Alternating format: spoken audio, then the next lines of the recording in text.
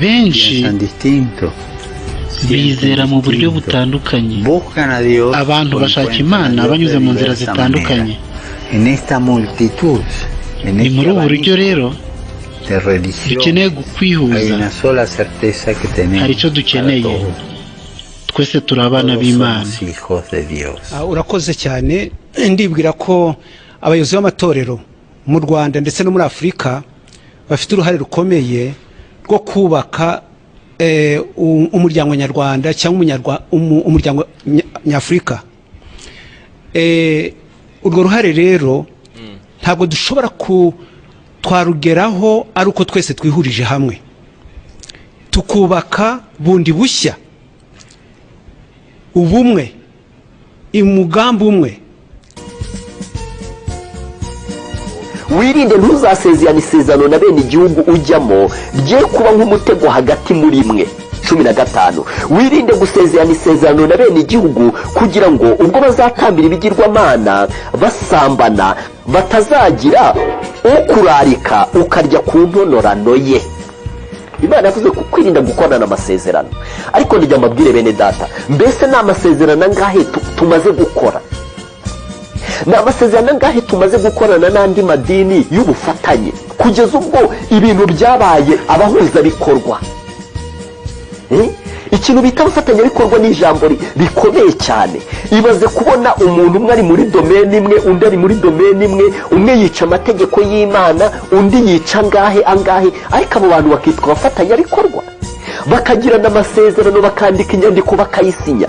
Imana yavuze ngo iki ku murongo wa 15 avuze ngo wirinde gusezerana isezerano na bene igihugu kugira ngo ubwo bazatambira ibigirwamana basambana hatazagira ukurarika.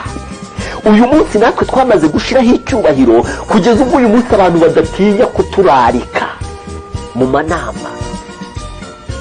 Mbese mbabaze, niki cyatumye icyubahiro cyacu kidushiraho? Niki cyatumye duhinduka rubanda rusanzwe? Niki cyatumye ubwiza bw'Imana twari twambaye bugenda buyoyoka gake gake? Ni gushaka kumera nk'andi mahanga, ni ugusezerana amasezerano nayo. Uku kwezi turashaka ngo tuzasengera iki kintu. Aya masengesho arakenewe hagati y'abagabo n'abagore bizera gutandukanye.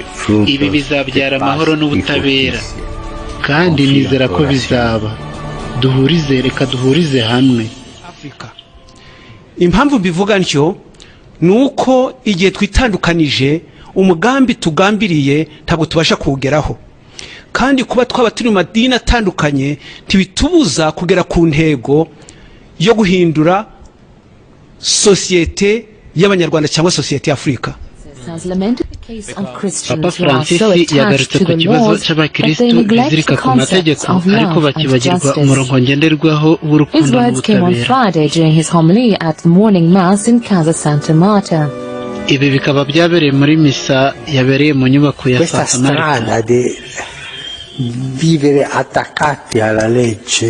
Taking his cue from the gospel of the day, where Jesus asked the Pharisees whether it was lawful to heal a sick person on the Sabbath, the group reflected on how love and justice are the path to Christ, rather than an excessive attachment to the laws. Gukorera mu rukundo n'ubutabera ari byo byonyine byageza umuntu kuri Kristo kuruta ko yakwizirika ku mategeko. He recalled how Jesus described the Pharisees as hypocrites for criticizing him behind his back after he healed a sick man on the Sabbath. The Pope said, this way of living, attached to the laws, distanced them from love and from justice. Pope Francis said they were closed-minded men who knew the letter of the law, but who were always closing the door to hope, to love, and to salvation. Ari ry'abaprotestanti, ari ry'abagatolika, ari umuryango w'abisilamu, ari abadivantisi, umugambi umwe no kuhindura abantu ngo abantu bazima. Uko ntugomba kwishingikiriza ku idini urimo ngo niryo rizagukiza, ahubwo igishobora kugukiza ni imibereho yawe, imyifatire yawe, ibyo ugomba gukora byagiraho bikuru umuntu n'undi. Uyu munsi hari ikintu cyitwa ubwiyunge bw'amadini, ubufatanye bw'amadini ngo gutahiriza umugozi umwe. ariko ni iturufu ya Satani cyane. Reka mbabwire, Abisiraheli bashenye uruzitiro Imana yari yarabashyiriyeho, uruzitiro rwatumaga badasa n'andi mahanga, uruzitiro rwari rwihishemo icyubahiro cyabo, uruzitiro rwari rwihishemo agaciro kabo, bagira ngo barimo barakora ikintu cy'umukino. Imana yarababwiye igihe bari bahisemo icyo kintu, yababwira ngo muzifuza yuko ibintu bisubira uko byari biri, musenge mwumve sinyumva.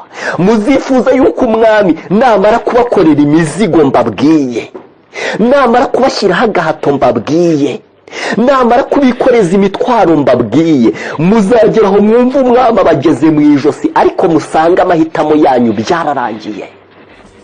Mu minsi ishize bamwe barabimenye, ndetse bamwe wenda babigiraho n'amagambo. Umuyobozi wanyu ari wenje nagiye i Roma, batubwa yagiye i Roma nta kindi yagiye gukora. No, ntabwo ari ibyo ngibyo. Hari bimwe twagombaga kureba, ariko ntabwo yabivuze ngo amatora agiye kwihuza.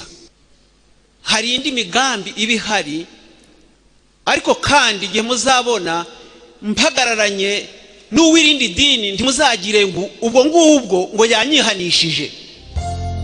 Ndagira ngo babwire yuko Imana ireba mu mitima yacu ikahamenya.